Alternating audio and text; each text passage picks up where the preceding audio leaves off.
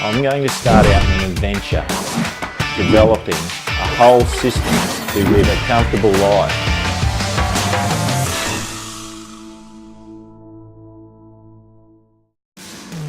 Previously on Off the Grid Lifestyle Solutions. Today we're going to get transportable shade sheds, new solar shed, up and running. Now we plan to put 18 panels on this shed and show how we wire them up to get the desired voltage. This is fantastic. Look at all the room we've got underneath here. We can really make something out of this. Everything you need in one box. All you need is to plug the solar panels up to this and you're instantly in action. Plug and play, we're calling it. And we're going to wire up the solar panels down, plug it into here, but virtually it's ready to go. I think this is the future. This is step one. Makes it easy for everyone to go off grid. Here's your box, put your panels up, plug them in. Let's see how it goes.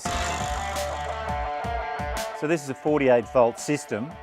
So what we've done is we've got 4 12 volts, and virtually negative, positive, negative, positive, negative, positive, and out the end, and that gives us our 48 volts. So we sort of run at about 50 to 53 volts is our current.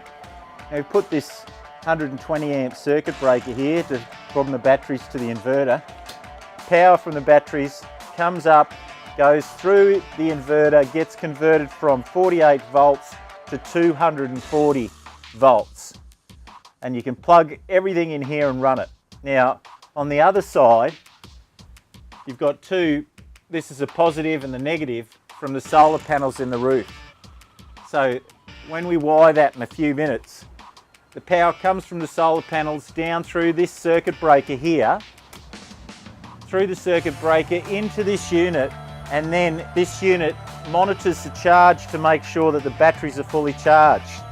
Now we've also put this connection on here so we can add extra batteries. So if we talk about the batteries, we've gone from the recycled ones. We've gone to these now, these gel batteries, because they're virtually maintenance free. There's not much can go wrong with them. But there's still the problem is if you undercharge them, they'll lose their actual battery life, and that's concerning. So we'll start off with this, whereas in the lithium ion batteries, they just virtually, when you get to a stage where they're undercharged, they just automatically have a BMS or a battery monitoring system in the battery, which will turn them off and make sure that they maintain their life. These don't. This charger does, but it still will drain the batteries past what they're capable of. All right, let's get all of these wires hooked up and have a look at the solar panels. So with our plug and play system, we've got 4 panels here. We virtually hook them in series, so we hook them all up so that they'll come out here at about 120 volts. So the cable will run up and along the side of the shade shed and back to the box. So we've got 1 lot of 4, 2 lots of 4, 3 lots of 4, 4 lots of 4. They will just all plug into here. 1, 2, 3, 4. Bang. There's no real trade skills needed at all here. This is just plug and play. The shed itself is quite simple. It's a screw gun and it goes together easily as well. So here's 1 panel, 2 panels, 3 panels, 4 panels, and virtually we've got 2 wires coming out, positive and negative. So if we start off, each one of these panels is 30.9 volts. So we want to hook all of these up to match our inverter that we've got over there, our PV charger. Now it's got a certain amount of volts and amps it'll handle. So we're going to run this particular unit at 92.7 volts, or roughly a bit over 92 volts.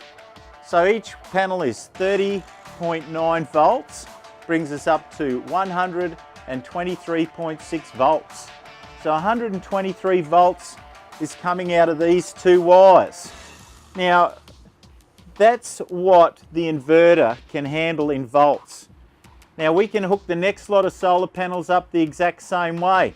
Each time you do that though, you need to take into consideration the amount of watts. So the PV charger has a certain amount of watts that it runs, and it'll tell you on the side of the controller how many watts. So when you're running the controller at the wattage, each time we connect this up, it's 1060 watts per group of 4. So virtually We've made the whole system so it quite easily plugs together. We just put it in, push these plugs together. There's no wiring skills, anything like that required. We just simply plug everything together and away we go. We need to tighten these wires up, tidy them up of course, but now we've just virtually connected these solar panels up, job's done. We've just got a bit of tidying up to do with the wires. And now we'll go down and have a look at the inverter. Shaky ladder. Here's the easy bit. Virtually, we've got the lead coming down from the solar panel. Here's the lead from our group of 4 solar panels that's coming up around the shed and down to here.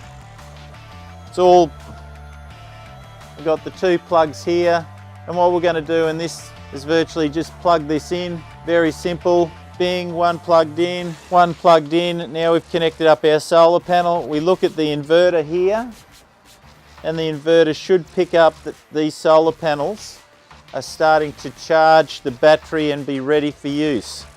Okay, now the inverter's just recognised that it's got solar panels. Now it's adjusting its voltage and going through its sequence in the computer inside here to make sure that it's the right voltage and amperage. And in a few seconds now it's connected up. So at the moment it's topping up the batteries and it's also supplying direct power to these outlets. So all of our solar panels, we want to plug the next lot of solar panels up really simply. Our solar panels come down from the roof, plug them into these units.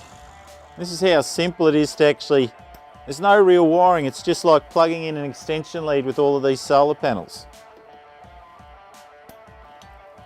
All we need now to do is get these wires that are coming down from our solar panels, tidy them all up and zip tie them to the frame. And away we go.